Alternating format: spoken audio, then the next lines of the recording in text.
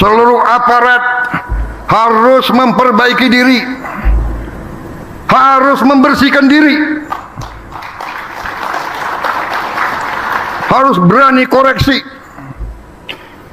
Jangan justru aparat yang di belakang penyelewengan, aparat yang backing penyelewengan.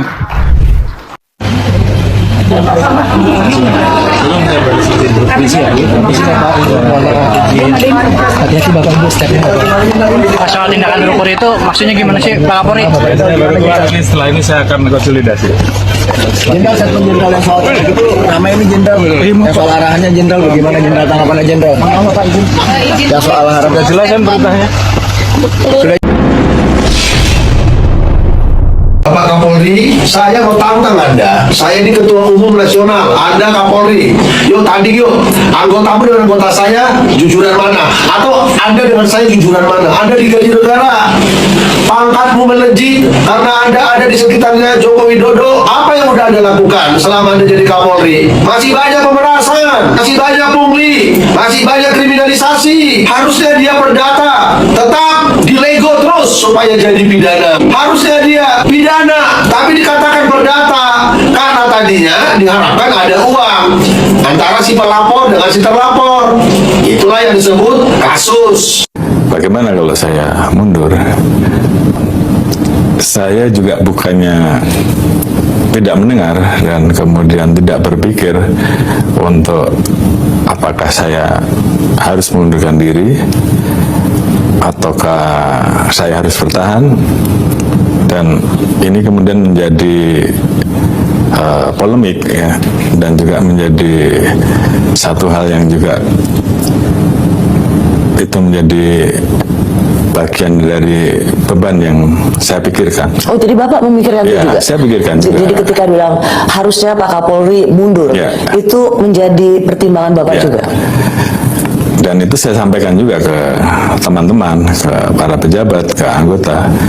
Bagaimana kalau saya mundur?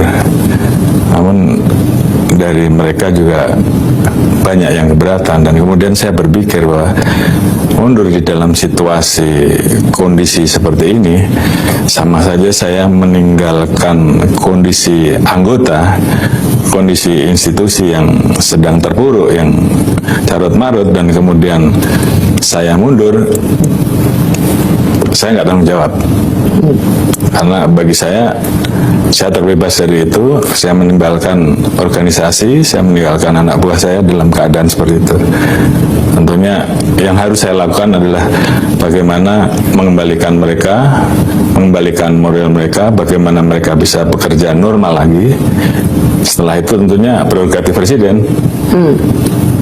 Kami prajurit, kita tegak lurus terhadap apa yang menjadi perintah presiden. Mengapa ketika semacam pertanggungjawaban moral Pak Kapolri, ketika memang ada hari-hari di mana di situasi di mana keamanan dianggap yang menjadi tanggung jawab Polri itu kemudian dia terasa lumpuh, mengapa pilihan mundur tidak menjadi bagian dari tanggung jawab moral Bapak? Ya, karena memang kondisi itu bukan membuat menjadi semakin baik, justru sebaliknya. Mereka butuh figur yang berani mengambil posisi tanggung jawab. Dan saat itu kita sudah dalam diskusi yang sebaiknya bagaimana. Dan saya juga sudah sampaikan bahwa saya siap mengambil resiko apapun dan saya siap dicopot. Dan itu saya sampaikan kepada para pejabat utama saat itu, sebelum kemudian saya mengambil langkah dan perintah untuk anggota berani mengambil langkah tegas. Jadi itu yang penting buat anggota pada saat itu, karena saya mundur tidak menyelesaikan masalah, justru mungkin akan semakin parah. Yang paling utama adalah mengembalikan semangat anggota, mengembalikan semangat institusi untuk betul-betul bisa melaksanakan tugasnya, mengembalikan keamanan dan menjaga apa yang menjadi harapan masyarakat. Karena kita juga mendengar masyarakat banyak yang ketakutan, ada yang kondisinya kemudian sangat khawatir akan terjadi peristiwa-peristiwa yang mereka tidak inginkan, dan saat itu yang dibutuhkan adalah kehadiran Polri yang bisa hadir memberikan rasa aman bagi masyarakat, dan itu bisa dilakukan kalau Polri mampu kembali bangkit dan melaksanakan tugasnya dengan baik pada saat dia menciptakan stabilitas Kamtibmas. Ya. Apalagi yang mau disampaikan? Baik Yang Mulia, Ya. menurut para pemohon, Polri yang saat ini dipimpin oleh Kapolri Listio Sigit Prabowo benar-benar tidak mencerminkan tugas dan fungsi Polri sebagai pelindung, pengayom, dan pelayanan masyarakat. Hal ini dibuktikan dengan beragam peristiwa yang justru sangat melukai rasa keadilan masyarakat, termaksud di dalamnya para pemohon. Beberapa ragam peristiwa hal mana dimaksud oleh para pemohon tersebut diantaranya kasus penembakan seorang siswa SMK Negeri 4 Semarang, Jawa Tengah, tewas akibat ditembak polisi, hingga pada dugaan intimidasi lagu bayar Ben Sukatani yang diduga dilakukan oleh 4 anggota kepolisian dari Polda Jawa Tengah, dan berbagai kasus kekerasan lainnya. Berdasarkan ragam peristiwa sebagaimana diuraikan oleh para pemohon tersebut, menjadi bukti nyata bahwa institusi Polri saat ini benar-benar tidak mencerminkan tugas dan fungsi Polri sebagai pelindung, pengayom, dan pelayanan masyarakat. Peristiwa tersebut tidak lepas dari tanggung jawab Kapolri sebagai pimpinan institusi Polri, yang padahal Kapolri menduduki jabatan yang sangat strategis yang memiliki implikasi besar terhadap pencapaian tujuan negara, yaitu tujuan negara untuk melindungi segenap bangsa Indonesia dan seluruh tumpah darah Indonesia, dan untuk memajukan kesejahteraan umum. Oleh karena itu, persoalan nomor dalam pasal 11 ayat 2 dan penjelasan pasal 11 ayat 2 Undang-Undang nomor 2 tahun 2002 Bowo Subianto pecat Kapolri Jenderal Listio Sigit. Mengapa dan apa sebenarnya terjadi? Keputusan mengejutkan yang dinanti banyak pihak. Selamat kali pendengar sekalian. Salah satu keputusan paling ditunggu, diperdebatkan, dan bahkan didesak bertahun-tahun, akhirnya terjadi juga. Presiden Prabowo Subianto secara resmi mengumumkan pemberhentian Kapolri Jenderal Listio Sigit Prabowo dari jabatannya, mengakhiri masa kepemimpinan yang penuh kontroversi, sorotan tajam, dan tumpukan masalah yang tak kunjung selesai. Berita ini langsung menggema ke seluruh penjuru negeri. Ada yang menyambutnya dengan tepuk tangan dan lega, menganggapnya langkah paling benar demi menyelamatkan Polri dan memulihkan kepercayaan publik. Namun tak sedikit pula yang bertanya-tanya, mengapa baru sekarang? Apa alasan sesungguhnya Prabowo memecatnya? Apakah murni karena kinerja buruk? Atau ada alasan politik, keterikatan masa lalu, hingga perselisihan arah kebijakan yang dalam? Selama 15 menit ke depan, kita akan bedah tuntas apa latar belakang hubungan Prabowo dan Listio Sigit, apa saja kegagalan besar yang menjadi catatan hitam, mengapa desakan pemecatan makin keras dari masyarakat, aktivis, hingga mantan purnawirawan, dan benarkah alasan utamanya karena Listio dianggap masih setia pada masa lalu, bukan pada arah pemerintahan Prabowo? Mari kita bahas satu persatu, lengkap dengan fakta, dugaan, dan perspektif berbeda yang ada. Jam 1:20, jam 3:40, awal mula, siapa sebenarnya Listio Sigit di mata Prabowo? Kita harus kembali ke awal, bagaimana Listio Sigit bisa menjadi Kapolri, dan bagaimana posisinya di mata Prabowo. Jelas diketahui, Listio Sigit diangkat menjadi Kapolri saat era Presiden Jokowi. Beliau dikenal sangat dekat, dipercaya penuh, dan dianggap bagian dari lingkaran terdekat, atau apa yang sering disebut publik sebagai geng Solo, kelompok yang lebih mengabdi pada Jokowi dibanding kepentingan negara. Saat Prabowo naik menjadi presiden, situasi berubah total. Prabowo membawa semangat baru, arah kebijakan baru, dan visi reformasi total di semua lembaga, termasuk kepolisian. Disinilah masalah pertama muncul. Listio Sigit dianggap sebagai simbol kelanjutan masa lalu, seseorang yang dibesarkan, dilindungi, dan berutang budi besar pada pemerintahan sebelumnya. Bagi Prabowo, memiliki pimpinan Polri yang jiwanya masih terikat pada Jokowi adalah resiko besar. Bagaimana mungkin mengandalkan keamanan negara dan penegakan hukum pada orang yang loyalitas utamanya masih tertuju pada pemimpin lama? Banyak pengamat menyebut ini sebagai bom waktu. Prabowo butuh pemimpin yang sejalan, yang paham cara berpikirnya, yang siap mengeksekusi kebijakan keras yang ingin ke rakyat, bukan orang yang akan menghambat atau berkompromi demi kepentingan lama. Prabowo tidak langsung bertindak tegas. Waktu, kesempatan, dan peluang. Ia ingin melihat apakah Listio bisa beradaptasi, berubah haluan, dan bekerja sepenuhnya untuk pemerintahan barunya. Sayangnya hasilnya dianggap jauh dari harapan. Justru makin terlihat adanya jarak, ketidakcocokan, dan ketidaksepahaman yang makin melebar. Jam 3:40 menit, jam 6:30 menit, tumpukan masalah, alasan resmi dan kegagalan yang tak terbantahkan. Alasan utama yang secara resmi dikemukakan pemerintah dan menjadi dasar keputusan pemecatan ini adalah kinerja yang dinilai gagal, penurunan kepercayaan publik, dan kegagalan dalam menjalankan reformasi Polri yang sejati. Ada setidaknya 5 kegagalan besar yang menjadi catatan fatal. Pertama, hilangnya kendali dan disiplin. Banyak kejadian di lapangan menunjukkan rantai komando lemah, mulai dari kerusuhan berdarah di berbagai daerah, kasus kekerasan polisi ke warga sipil, hingga insiden yang memalukan seperti kendaraan Brimob yang menabrak dan menewaskan warga yang sampai disorot dunia internasional. Publik bertanya, di mana pimpinan tertingginya? Mengapa hal ini terus berulang? Ini dianggap bukti nyata Listio tidak lagi mampu mengendalikan anak buahnya. Kedua, kegagalan besar dalam kasus-kasus krusial. Di bawah kepemimpinannya terjadi tragedi Kanjuruhan yang menewaskan ratusan jiwa. Kasus pembunuhan Brigadir Yosua yang membongkar busuknya budaya kekuasaan di Polri lewat Verdi Sambo, hingga banyak kasus hukum besar yang terkesan berjalan lambat, tidak adil, atau berbau pilih kasih. Masyarakat melihat di mana tanggung jawab pimpinan. Tidak ada yang dipecat berat, tidak ada pertanggungjawaban nyata. Ketiga, Polri makin dianggap alat kekuasaan dan oligarki. Banyak laporan, termasuk dari Komnas HAM, bahwa Polri makin banyak melakukan pelanggaran HAM, bertindak represif pada demonstran, dan lebih sering membela kepentingan penguasa atau pengusaha besar daripada melindungi rakyat kecil. Citra polisi jatuh sangat dalam, bahkan tulisan ACAB tersebar luas di jalanan. Ini bencana bagi nama baik negara. Keempat, menghambat reformasi. Justru saat harus berubah, Listio Sigit dianggap membuat aturan baru yang malah memperburuk keadaan, seperti aturan yang dianggap mencaplok wewenang sipil, bertentangan dengan putusan Mahkamah Konstitusi, dan justru menimbulkan kegaduhan.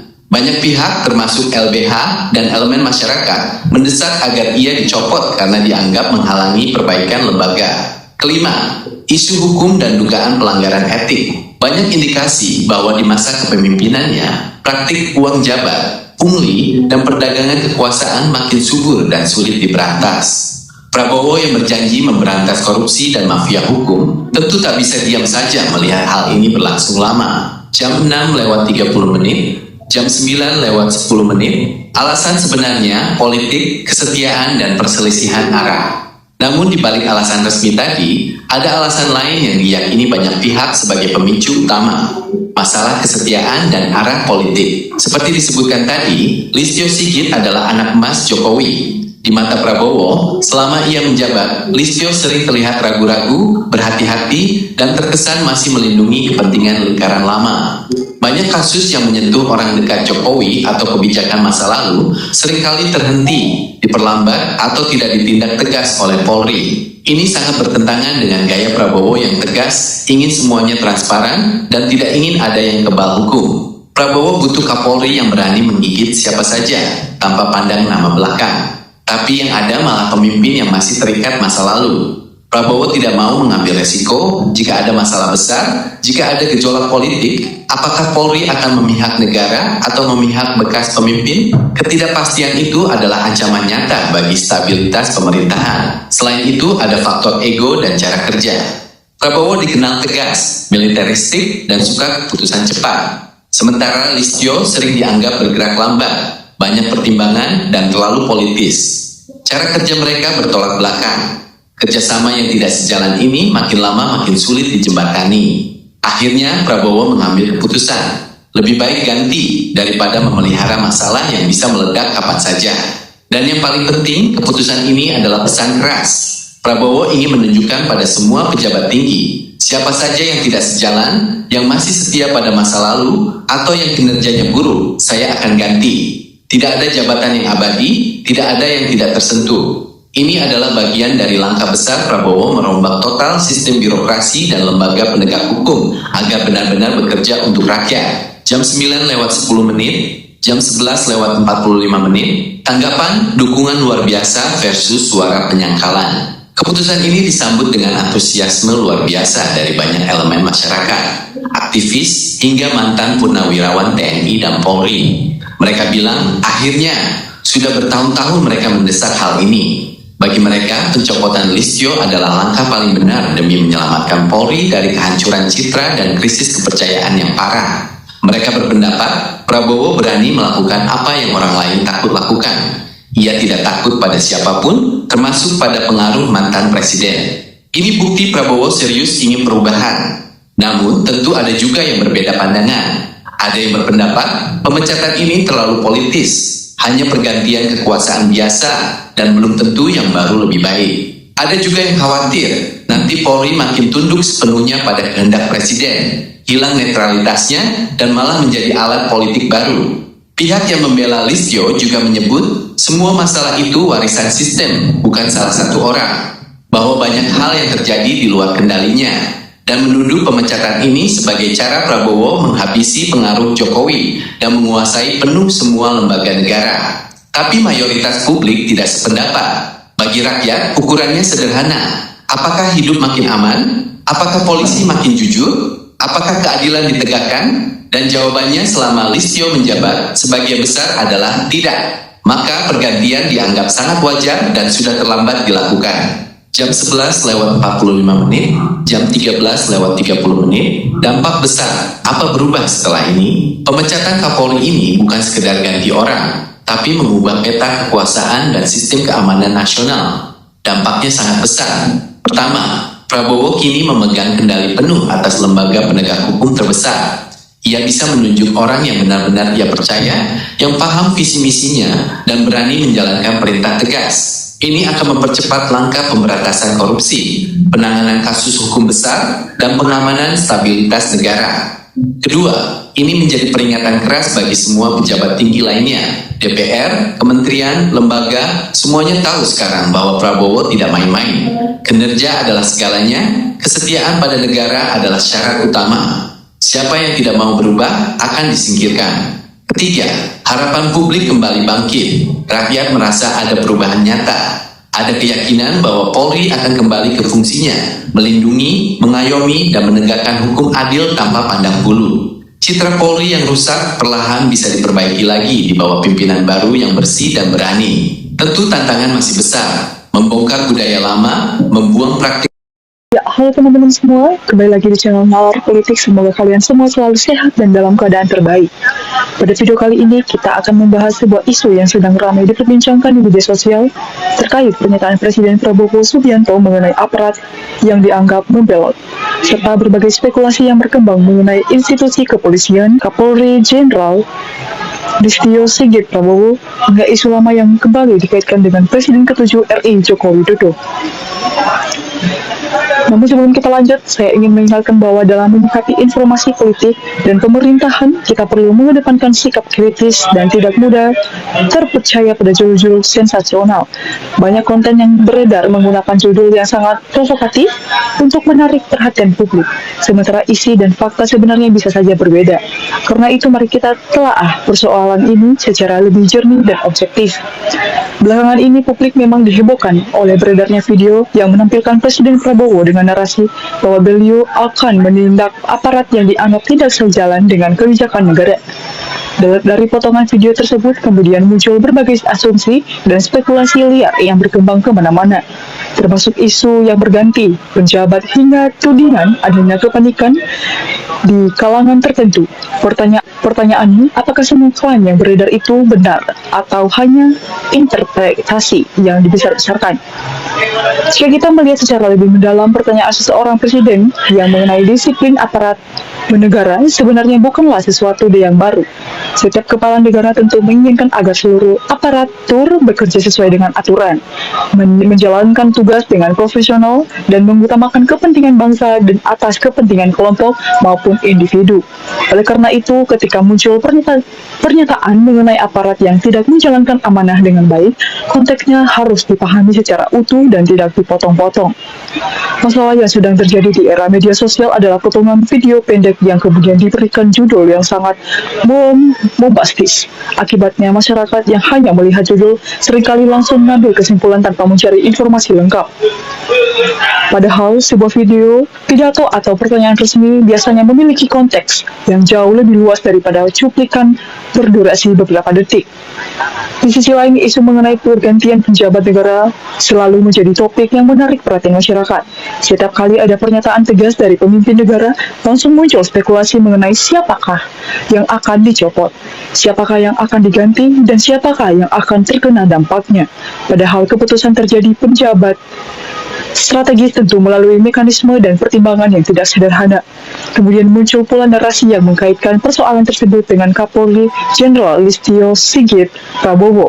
Nama Kapolri sering menjadi sorotan karena posisi beliau sangat penting dalam menjaga keamanan dan ketertiban nasional. Ketika isu politik berkembang, tidak jarang institusi kepolisian ikut terseret dalam perdebatan publik.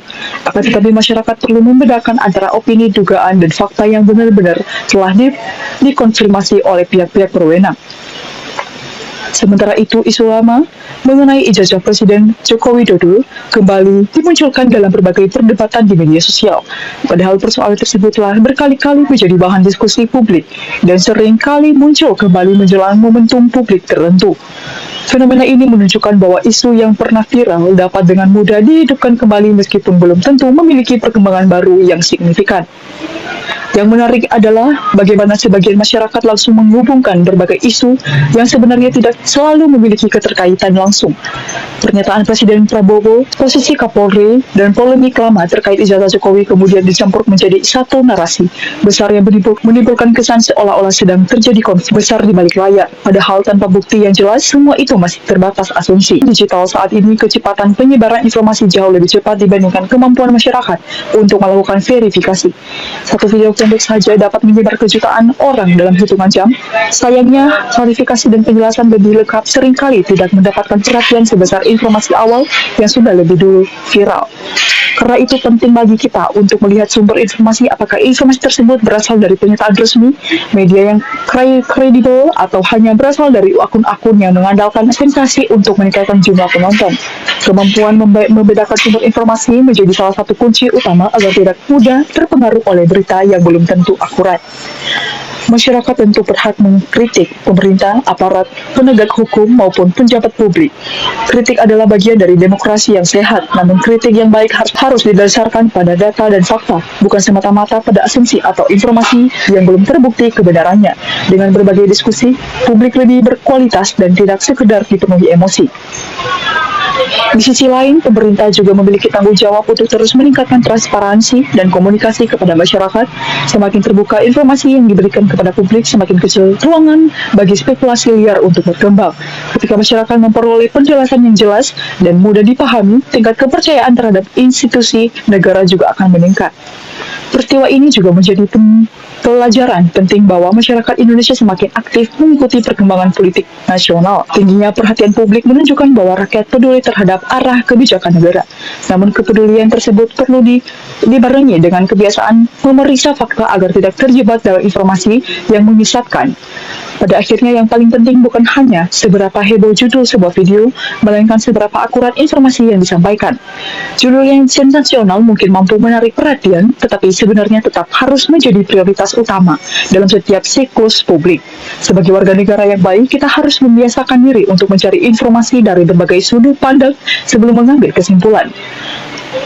Ada beberapa teman-teman kita yang berkomentar bahwa ada aparat yang tidak bekerja sesuai aturan, siapapun orangnya harus ditindas tegas, jangan sampai hukum hanya setajam ke bawah tetapi tumpul ke atas. Ada juga teman-teman kita yang berkomentar bahwa saya berharap masyarakat jangan langsung percaya dengan judul video, cari dulu sumber resmi supaya tidak mudah terprovokasi. Ada juga teman kita yang berkomentar bahwa setiap hari muncul isu politik baru, tapi yang paling penting adalah bukti dan fakta. Ada juga teman-teman kita yang berkomentar bahwa setiap hari muncul isu politik baru, tapi yang paling penting adalah bukti dan fakta. Jangan sampai opini tersebut tersebut dipercayai dari data yang jelas. Ada juga teman-teman kita yang berkomentar bahwa rakyat sebenarnya ingin melihat kinerja pemerintah dan aparat yang lebih baik.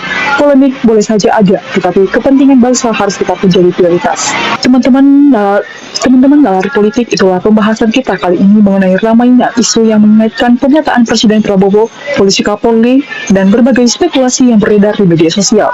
Terlepas dari berbagai pendapat yang muncul, yang penting adalah kita tetap berpikir kritis, tidak mudah terpancing oleh judul yang provokasi, serta selalu mengedepankan fakta dalam setiap diskusi. Jika kita memiliki pandangan berbeda mengenai isu ini, silakan tulis pendapat kalian di kolom komentar dengan tetap menjaga etika dan saling menghormati.